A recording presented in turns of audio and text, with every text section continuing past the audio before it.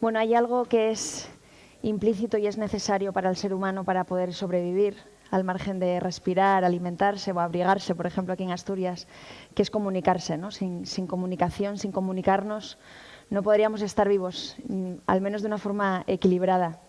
La información siempre ha sido poder, lo sabe Jorge, pero ya muchísimo antes de que existiera Internet, la información siempre ha sido poder y ahora en un mundo hiperconectado, la buena información, bien. Y ahora en un mundo hiperconectado, como dice Jorge, la buena información, la información abundante, es todavía muchísimo más poder. La siguiente ponencia se llama Ciberseguridad hasta el infinito y más allá, porque ya hemos estado hablando de conceptos como el blockchain y a lo largo de toda la jornada de hasta qué punto puede llegar la tecnología, ¿no? Parece que puede ser el infinito. Estarán en esta mesa Carlos Avellán, que es cofundador y CEO de Kutzite Technologies, incluido en la lista de los 35 innovadores menores mejores de Europa de 2018, que elabora el Instituto Tecnológico de Massachusetts. Y él, por ejemplo, trabaja en chips de seguridad y en dispositivos conectados basados en tecnología cuántica. También compone esta mesa Daniel Suárez Sánchez, que es econologist. Él nos explicará un poco el concepto. No sé si tiene algo que ver con su afición a la naturaleza, a lo mejor sí o no, él nos dirá. Es fundador de Sapiens, la tribu que nunca piensa sola, algo así como un sistema de inteligencia colectiva.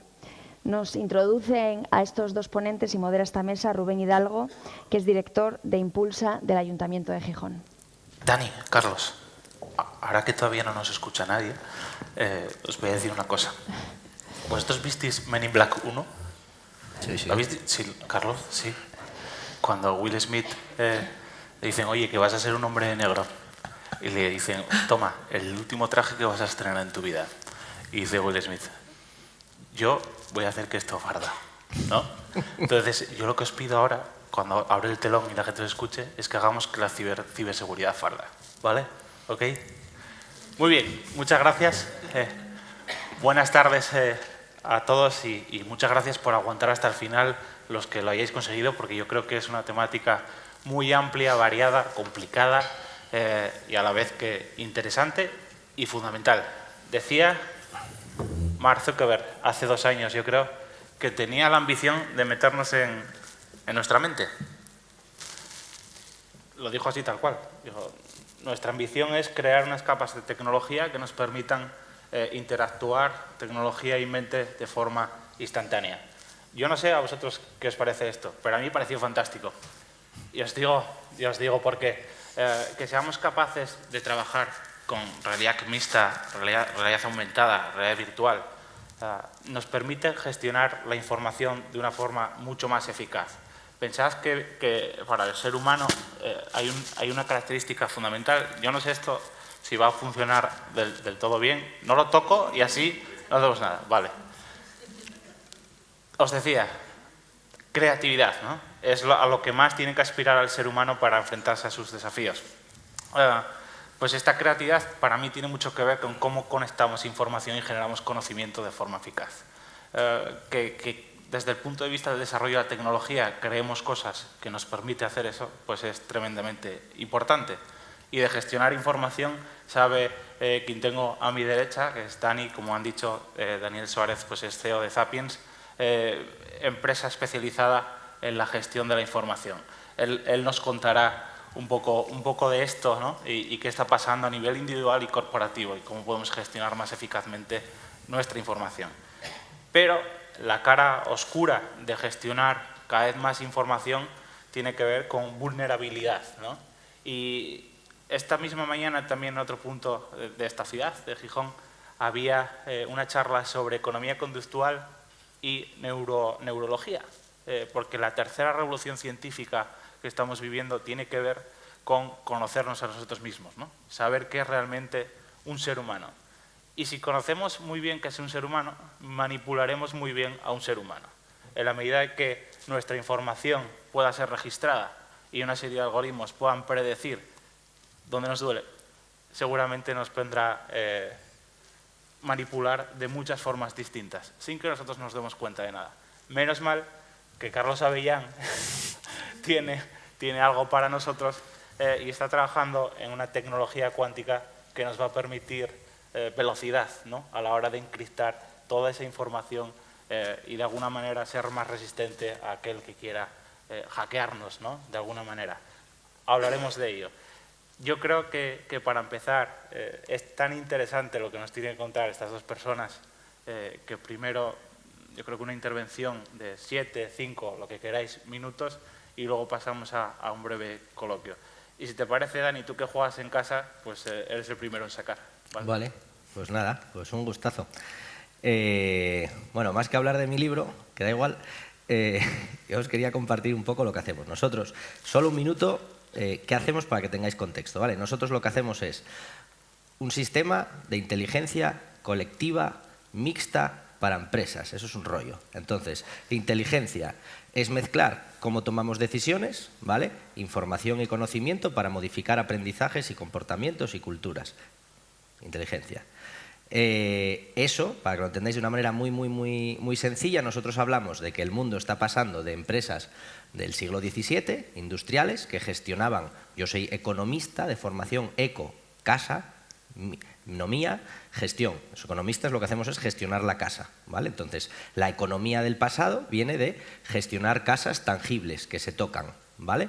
Fijaros de una manera muy sencilla, si tú compras un ordenador o una máquina, la dais de alta en el balance de vuestra cuenta de resultados como una inversión, como un activo. Pero si vuestra empresa paga 1.000 euros porque vayáis a un curso, a una formación, eso no se mide, no existe, es un gasto. ¿Vale? Eso lo que nos quiere decir es que el framework, la normativa internacional contable, está mal, está desfasada. ¿Vale? No mide las cosas intangibles, las emocionales. Y eso es lo que está transformando ahora el mundo. Estamos pasando de un mundo físico a un mundo intangible. En ese viaje nosotros hablamos de 5 etapas. La primera etapa es el dato, por no enrollarme mucho, os hablo de cómo nosotros lo entendemos, ¿vale? Como se lo contamos a los chicos que vienen nuevos a la empresa. El dato para nosotros es la unidad mínima de conocimiento, como la energía. Todo lo que tiene energía genera datos. Punto. 2, el dato estructurado o desestructurado que el cerebro humano es capaz de entender, a eso lo llamamos información. Y la información, pues desde la prehistoria, bueno, desde que empezamos a escribir, pues la almacenamos, pues oye, en libros, en documentos, en Amazon, donde sea. Cuando esa información, por ejemplo, que yo os estoy enviando ahora mismo, vía sonora, es procesada por un cerebro humano, decimos que lo que diferencia la información de conocimiento es que el conocimiento es información procesada por un cerebro humano. No decimos que sea así, es nuestra manera de interpretar las cosas para entendernos en casa. ¿Vale? Entonces, yo os tiro información, solo una información estoy enviando, pero como aquí hay 100 cerebros humanos, pues los 100 CPUs generan 100 conocimientos diferentes. ¿Vale? La cuarta parte sería el aprendizaje, y nosotros entendemos que el aprendizaje es cuando en función del conocimiento modificas tu comportamiento. Me gustó mucho lo que contabas de la nueva cultura, ¿no?, de seguridad. Nosotros, para que lo veáis muy fácil, para que lo diferenciemos, ¿cuántos de vosotros que estáis aquí sabéis que fumar es malo para la salud? Por favor, manos arriba. Vale, eso es conocimiento. ¿Cuántos de aquí fumáis? Estáis jodidos. ¿Cuántos habéis dejado de fumar? Eso es aprendizaje. ¿Vale? Lo demás es autoengaño. Te has quedado estancado en la tercera etapa de evolutiva y no has modificado tu comportamiento, ¿vale? Pues en seguridad, por ya enlazarlo con lo que estamos hablando, nosotros gestionamos la información que tienen las empresas y el conocimiento. Eso quiere decir que nosotros, para que nos entendáis de una manera muy fácil, lo que tenemos es una aplicación, un robotito, un bot, como dicen, al que los trabajadores de empresas, pues no sé, Vodafone o Banco Santander, de este pelo, todos son grandes, porque normalmente son los grandes los que se preocupan de la seguridad. Los pequeñitos bastante tenemos con llegar a fin de mes. Entonces, cuando un trabajador pregunta, pues nuestro robot lo que hace es se conecta a sus fuentes de información, a su Amazon, a su RP, a lo que sea, busca y se lo da. O sea, nada nuevo, eso lo hace cualquier buscador. Lo que hacemos diferente es que si no hay información en sus bases de datos, nuestro robot es capaz de predecir qué persona en la sala lo sabe. Y entonces, en lugar de quedarse ahí, pues dice, oye, no tengo ni idea, pero esto creo que lo sabe Paco. Y le envía la pregunta a Paco. ¿Vale? Para que esto lo llamaríamos, es un sistema de inteligencia artificial mixta, porque el humano entrena al robot y el robot entrena al humano, y se van retroalimentando. ¿Vale? Y la quinta etapa es la etapa de la cultura. Si decimos que el aprendizaje es la modificación del comportamiento individual en función del conocimiento, pues hablamos de cultura como la máxima expresión de toda tribu. ¿Vale? Pues la tribu, ¿qué es? ¿Qué es la cultura? Pues cómo aprende y cómo modifica, por tanto, los comportamientos, pues un grupo de humanos, ¿vale? Entonces, ¿por qué para nosotros es fundamental la seguridad? Y aquí yo ya no hablo de ciberseguridad ni de seguridad de la información, hablo de seguridad. Pues decían los griegos, eros, tánatos, amor, miedo. Cuando hay amor y tienes seguridad, te abres y te hiperconectas, pero eso obviamente te genera riesgos, miedo. Y entonces podríamos seguir en el año 80 no conectando nuestros ordenadores a Internet, no va a ser que nos entre un virus, o en los años 80, lo voy a llevar a otro campo que será más básico para que todos los llevéis, y con esto termino. No hace falta que levantéis la mano en esta pregunta, pero ¿cuántos alguna vez habéis tenido sexo sin preservativo? Bien, pues eso es cultura de la seguridad, ¿vale? Y si alguna vez lo has hecho, ir a hacerte una revisión es cultura de la seguridad. Vale, bueno, pues eso nos pasa en las 5 capas. Tendremos que revisar si el dato que nos están contando es verdadero, porque a lo mejor es una noticia falsa. Tendremos que revisar que no nos lo hackeen. Tendremos que revisar cómo modifica. Entonces, en cada etapa de comportamiento, pues la seguridad aumenta también el amor. O sea, cuando estás seguro y estás tranquilo, te abres más. Si tienes miedo, te cierras y no vas a orgías. Muchas gracias, Daniel. Nada. Muchas gracias. Carlos, vamos contigo y qué es lo que has estado haciendo estos años en QSight Technologies. Es difícil cogerlo desde la orgía esta hora, Te paso la pelota. Bueno, primero muchas gracias por estar aquí. Yo también agradezco de inicio. Es muy interesante estar en esta jornada y yo lo voy a plantear desde un punto distinto. Es decir, hemos estado hablando mucho de prevención, de cómo hacer las cosas, pero la pregunta es, si hacemos todo esto bien, es decir, si los usuarios están concienciados, si lo implementamos todo bien, todos los servidores están bien configurados, ¿estamos seguros online? Al enviar información, ¿estamos bien? ¿Quién cree que sí? ¿Quién cree que no? Bien. Bueno, ya estoy. La respuesta es no, ¿no? Entonces, de eso es de los que os quiero hablar hoy. Os quiero hablar de cuáles son las amenazas en nuestra infraestructura al momento de comunicarnos. Algunos le llaman la amenaza cuántica, pero intentaré discutir que no solo es eso, hay otros riesgos. Luego os daré 4 pinceladas de lo que se está haciendo a nivel global en esta dirección. Luego, muy brevemente, lo que hacemos en QSight, pero podéis buscarlo en cualquier otro sitio, así que seré mucho más generalista, ¿no? Entonces, ¿por qué no estamos seguros hoy en día? Es porque hablaban antes de la importancia de cifrar las comunicaciones. Al final, si pudiéramos cifrar extremo a extremo, nos daría igual que la gente cogiera nuestros mensajes mientras están viajando por una red Wi-Fi, mientras están viajando por una red Ethernet, por donde sea, nos daría igual. El problema es que para hacer eso usamos técnicas de encriptación. Y las técnicas de encriptación que usamos hoy en día se llaman, o la seguridad que ofrecen, es seguridad computacional. ¿Qué quiere decir eso? Que hay problemas matemáticos que son muy difíciles de resolver y en eso basamos nuestros algoritmos. Pero, ¿qué pasa si esos problemas algún día dejan de ser difíciles de resolver? Ese día nuestra seguridad caerá, ¿no? Y un ejemplo clásico, que es el que mucho de nuestra seguridad hoy en día está basada, es el problema de factorización. Es decir, es muy fácil, si yo te doy 2 números, que los multipliques y me digas cuál es el resultado. Si yo te doy el resultado y ese número es muy grande, para ti es muy difícil, por no decir casi imposible, con lo que sabemos hoy en día de computación, encontrar los 2 factores primos. Muy bien, ya tenemos seguridad. ¿Qué pasa? Es una asunción. No sabemos si quizá él sabe factorizar números primos. Pero bueno, tenemos cierta confianza porque durante muchos años la gente ha hecho investigación, los mejores investigadores, nadie sabe cómo resolverlo. Pero hoy ya sabemos una manera cómo resolver eso, que es utilizando un ordenador cuántico. Muy bien. No tenemos ordenadores cuánticos, lo sé. Tampoco sabemos cuándo los vamos a tener. Pero un ordenador cuántico nos ofrece nuevos paradigmas de computación que lo que permiten hacer, entre otras cosas, es factorizar primos de manera muy fácil.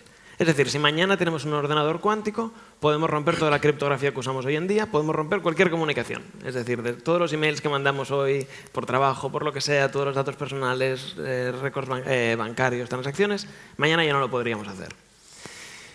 ¿Qué pasa? Y puedo estar de acuerdo que quizá mañana no habrá un ordenador cuántico. Pero ¿qué pasa si yo empiezo hoy a almacenar comunicaciones con la promesa de que en X años voy a poder romper estas comunicaciones. Entonces, si tú estás enviando hoy récords de, no sé, te están enviando tu historial médico, pues quizá mañana no lo pueden desencriptar, pero quizá dentro de 10 años, cuando existan mejores tecnologías, entonces sí. Entonces tenemos un problema. El momento de migrar a nuevas tecnologías de encriptación que nos permitan garantizar la seguridad de nuestros datos a largo plazo es esencial para nuestra sociedad, para nuestra sociedad digital. Y esto es independientemente de que la gente ponga 0000 como password y todas estas cosas, ¿no? Si yo saco mi móvil y tú miras desde atrás el email, eso no hay ciberseguridad que lo proteja. Pero sí que podemos añadir nuevas técnicas para proteger mientras la información viaja por sitios que perdemos el control. Y esto es lo que le llaman la amenaza cuántica y nos pone cierta urgencia a migrar. Pero no solo por la cuántica. Como os decía, puede ser que mañana haya un descubrimiento en matemáticas o en criptografía que nos permita solucionar este tipo de problemas, ¿no? o nuevas arquitecturas de computación específicas para solucionar eso. Entonces, no es solo la computación cuántica, como algunos dicen, es un riesgo que existe en nuestras redes de comunicación. Y aquí concluye la primera parte. La segunda es qué se está haciendo a nivel del mundo, a nivel global. Hay dos líneas de trabajo principales. Una se llama criptografía postcuántica y otra se llama criptografía cuántica. Criptografía postcuántica, muy fácilmente, es simplemente usar problemas que son más difíciles de resolver. ¿Qué quiere decir más difíciles de resolver? Que tal y como entendemos un ordenador cuántico, este no va a ser capaz de romper esas comunicaciones. Entonces, incluso si hubiera un ordenador cuántico, podríamos sobrevivir toda nuestra infraestructura. Y esto es puramente un desarrollo de software, si queremos, ¿no? Es solo desarrollar nuevos algoritmos e implementarlos y desplegarlos. El problema que hay sigue basado en las funciones computacionales, no nos olvidemos. Quizá aprendemos más cosas de los ordenadores cuánticos y estamos fastidiados también en el futuro. La otra línea es criptografía cuántica o tecnologías cuánticas para comunicaciones seguras, que básicamente esto utiliza principios básicos del mundo cuántico, es decir, del mundo de los átomos, de cuando hacemos un zoom e intentamos ver de qué están hechas las cosas, cómo funcionan esas partículas, pues aprovechar esos principios para hacer comunicaciones que son infranqueables con la asunción de que la física es correcta, que los átomos funcionan como creemos que funcionan. Y ahí aparecen dos tecnologías, una que es para generar claves criptográficas, que es el problema de generación de claves, que es una primitiva esencial. Esos son generadores de números aleatorios. Y hay otra primitiva que se le llama distribución de clave cuántica, ¿vale? Que es lo que hoy se soluciona con criptografía de criptografía de clave pública. Pues reemplazaría este factor, el distribuir las claves. ¿Qué se está haciendo? Bueno, muchas cosas en todo el mundo. Desde Japón en 2010 que se desplegó una red. En China tienen ahora mismo más de 2.000 kilómetros desplegados con red por fibra óptica con sistemas de criptografía cuántica. Lanzaron un satélite que hicieron distribución de clave cuántica a más de 6.000 kilómetros. En Europa ahora se ha lanzado un programa que es el Quantum Flagship, son 1.000 millones a 10 años, en que una rama es las comunicaciones cuánticas. Recientemente se ha lanzado otro programa que se llama OpenQKD. Son 15 millones también solo para comunicaciones cuánticas y hay planes para lanzar todavía más. Y en Estados Unidos, lo que se sabe públicamente, ya hay un link que conecta Nueva York y New Jersey con criptografía cuántica, ¿no? Entonces, es un campo muy activo, es un campo donde la pregunta principal es ¿cuándo tenemos que empezar a migrar nuestros sistemas? Y la respuesta de muchos es ayer. ¿Por qué? Porque si empezamos no sabemos cuándo vamos a estar en un punto de vulnerabilidad. Por tanto, migrar la encriptación es algo que tenemos que hacer hoy. ¿Eso nos afecta a nosotros como usuarios? No, es como decían alguien, no es muy poco agradecido este campo porque nadie se entera si esto lo conseguimos hacer bien, pero eso es el reto. Y ya muy brevemente, QSight somos una spin-off del Instituto de Ciencias Fotónicas en Barcelona. Desarrollamos tecnologías componentes cuánticos para tanto QKD como QRNG. Y la idea básica es utilizar tecnología fotónica, que es escalable porque son semiconductores, los mismos que van dentro de los móviles, para conseguir implementar estas nuevas primitivas. Y al final, el objetivo, la visión de todo esto, es conseguir que las comunicaciones o la capacidad de comunicarnos de manera segura a través de Internet, que es lo que ha cambiado nuestra sociedad, no solo comunicarnos, sino comunicarnos de manera segura, siga siendo válido en los años que vienen. Bien, pues yo te engancho en esa última afirmación, Carlos, porque, bien, ya estamos ahí, ¿no? Ya Mark Zuckerberg se salió con la suya, estamos conectados a Facebook, a inteligencia artificial, a realidad aumentada, virtual, y todos esos comandos pues podemos activarlos y podemos hablar con San Francisco en cualquier momento y hay una serie de algoritmos que están identificando no solo lo que decimos, sino nuestros microgestos, nuestras cosas, ¿no? Para amplificar toda esa capacidad de comunicación que tenemos. ya hay 5G, ya hay computación cuántica, ya hay todo eso. Mi pregunta es, ¿quién será el primero? ¿Nuestras infraestructuras y nuestra sociedad civil o los hackers? Creo que hay un punto muy importante que son... Perdón, los hackers con maldad. Sí, no entiendo. No la palabra hacker es mala de por sí. Hay un punto que es muy importante, creo, a veces, y esto es un error que cometimos todos en el mundo de la criptografía cuántica, que era pensar que la criptografía cuántica lo arreglaría todo, ¿no? La gente, todos los ponentes que estaban aquí tienen problemas mucho más graves que alguien rompa el cifrado de las comunicaciones, ¿no? Que es que sus usuarios pongan 000, ¿no? Entonces, en ese aspecto, los hackers hoy tienen otros métodos que ponerse a romper comunicaciones. Pero en el futuro, todas estas cosas irán mejorando, habrá viendo nuevas tecnologías, biométricos, etcétera, etcétera, etcétera. Y en ese punto yo creo que vamos a conseguir estar antes. Pero antes quiere decir que teníamos que empezar ayer, lo que quiere decir que tenemos que apretar ahora. Bueno, pues entonces vamos medianamente Vamos a bien. ganar esta vez. Tenemos que ir rápido, pero vamos a llegar antes que esa capacidad de cómputo también que van a tener los ciberdelincuentes, pues también se va a ver ampliada de forma exponencial en los próximos años. Este es uno de los puntos que hacía. Vamos a ganar desde el punto de vista de proteger quizá nuevos... Hay tecnologías críticas que están viniendo, y le decía, no recuerdo quién lo decía, pero coches conectados, ¿no? El hecho de que haya un coche que ahora mismo tú vas en la autopista y frenas y te acercas mucho al de delante. Eso quiere decir que el control es digital. Eso quiere decir que si alguien puede hackear en tu coche, te puede mandar un ransom que es paga 1.000 euros o estrello tu coche, ¿no? Entonces, este tipo de ciberseguridad más avanzada la tendremos a tiempo, yo espero, porque si no estas aplicaciones tampoco llegarán a suceder. Desde el punto de vista de información privada y confidencial, quizá llevamos tarde, eso es cierto, porque si yo almaceno información hoy, la podré descifrar en el futuro. Nos vamos ya al superfuturo de la ciberseguridad del puesto de trabajo. Ya verás. Dale. Algo súper complejo que nos limita a todos en nuestros puestos de trabajo o las cosas que hacemos, ¿no? La poca facilidad que tenemos para compartir información. Es decir, yo creo que la mayor bloqueo para la efectiva comunicación e información dentro de una organización es que yo no quiero que mi compañero sepa todo lo que yo sé, ¿no? ¿Cómo Zappings rompe esas barreras en sus entrenamientos para que la gente perciba que compartir esa información revierte muy positivamente en sus capacidades en el día de trabajo suyo y del equipo de trabajo? Vale, primero te doy datos. Lo primero es pedagogía, es educación. Todo va de educación, llámalo machine learning o llámalo human learning, cómo aprendemos los humanos y qué framework nos instalamos. Como venimos con un framework instalado de 20 años, nos hemos sentado ahí desde que tenemos 5 años hasta que tenemos 25 y nos han entrenado para estar escuchando a un tío dando la chapa, pues básicamente tenemos un primer conflicto, que es que el usuario que está ahí, en lugar de ser un usuario activo, es un usuario pasivo. Entonces, datos que os doy, de entre más de 100 multinacionales que tenemos datos recogidos, un dato escalofriante es que menos del 1% de las personas hacen preguntas.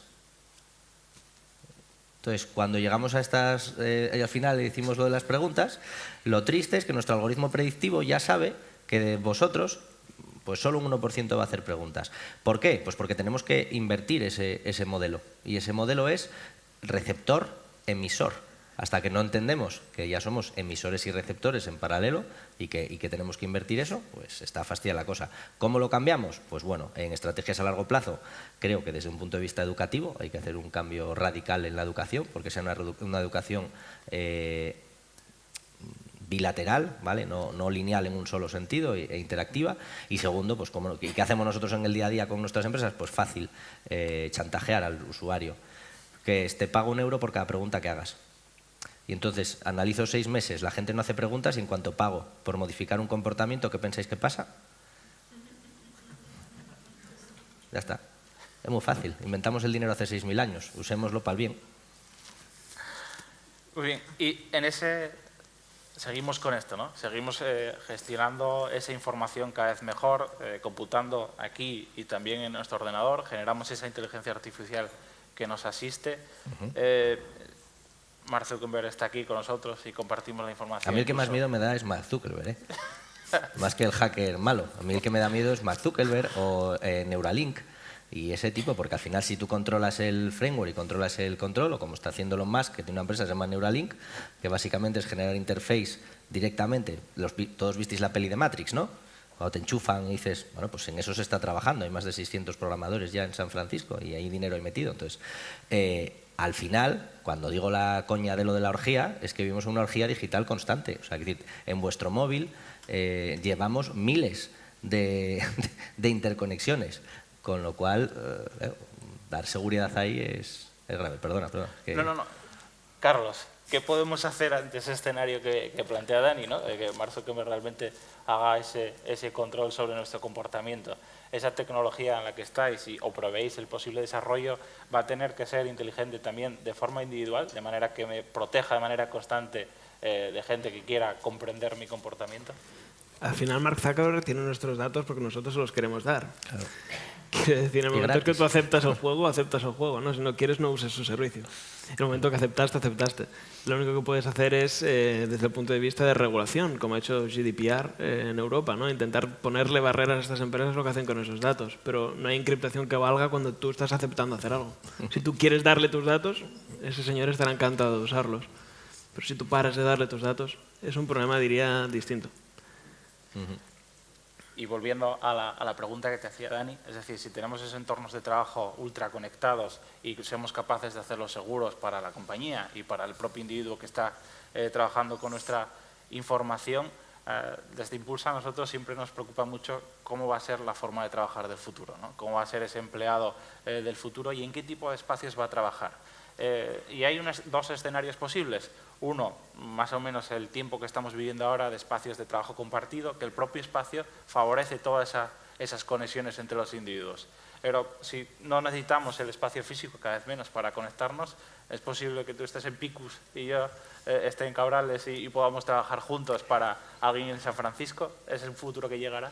A ver, voy a poner años, ¿vale? Eso. 2019. Mi oficina está en Somiedo y trabajo en Somiedo en remoto con los otros miembros del equipo en Gijón, en Oviedo, en París, en Barcelona y en Madrid. El mes que viene me voy para San Francisco y no tengo diferencia entre San Francisco y Somiedo. Es más, tengo mejor conexión en Somiedo porque tengo una fibra óptica que solo usamos 5 que en San Francisco porque del chorro de agua chupamos todos. Eso es hoy, eso no es el futuro. Otra cosa es, ¿a qué llamamos entorno de trabajo? Entonces ahí tendríamos que hablar de los 2 tipos de trabajadores. Bueno, yo hablo de 4 tipos de trabajadores. El humano-humano, que es el humano creativo. El humano-robot, que creo que es la campana de Gauss, es cuando un humano ha sido entrenado para hacer tareas repetitivas. Y ahí es cuando hablamos de que la automatización y la inteligencia artificial pues, va a destruir el 50% de los trabajos en los próximos 20 años. Entonces, el humano-robot creo que no tiene sentido. Y luego hablaríamos del robot humano y del robot-robot. El robot humano, en nuestro caso, es algo que no nos gusta, que es cuando llamamos por teléfono a algún sitio y utilizan un robot utilizando voz de humano. Me parece un fake. Me parece faltarte al respeto. O sea, tú tienes que saber si estás hablando con un cyborg, si es un robot o si es un humano. Si no, es un engaño. Y el robot-robot, que es cuando tú hablas con Siri y sabes que Siri es un robot, ¿no? Entonces, en ese ecosistema de esos 4 tipos de trabajadores del futuro, a mí el que me preocupa es el humano-humano. Y el humano-humano, pues, K1, una piragua. Desde esa vertiente en la que has estado investigando, Carlos, y ese ambiente de colaboración inherente a cualquier investigación, ¿cómo ves este futuro? Que es tú como investigador, como persona que busca conectar ideas, innovar, generar spin-off, tecnología, ¿qué sería lo perfecto para ti en ese escenario? ¿En seguridad?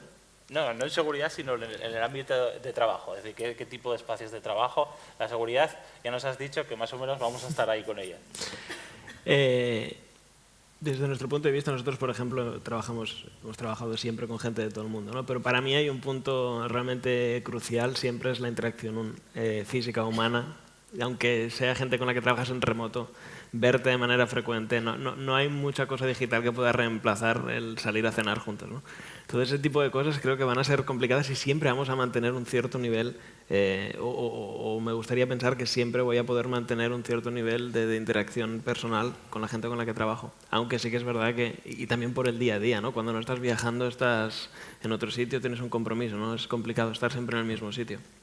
Y desde el punto de vista también de encontrar a gente que pueda trabajar en los campos en los que puedes estar, ¿no? Si hablas de computación cuántica, bueno, claro, no puedes esperar tener 500 personas que te salgan debajo de una piedra mañana en tu pueblo, ¿no? Son temas que quizá tienes que empezar a trabajar remotamente con gente de fuera. Pero igualmente esa interacción humana creo que me gustaría conservar siempre. Sí. Bueno, pues interacción humana, interacción máquina-hombre en entornos seguros, más o menos el futuro pinta de esta manera, ¿no? Muy parecido a como estamos ahora, pero elevando mucho más nuestra capacidad de generar información. Muchas gracias por atendernos.